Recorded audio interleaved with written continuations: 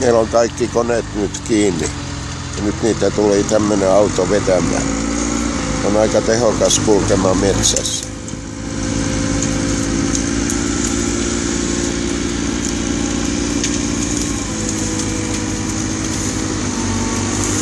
Kaivinkone on tuossa, joka tuli myöskin vetämään. Nyt yritetään motoa vetää ylös. Eli näin meillä täällä tehdään.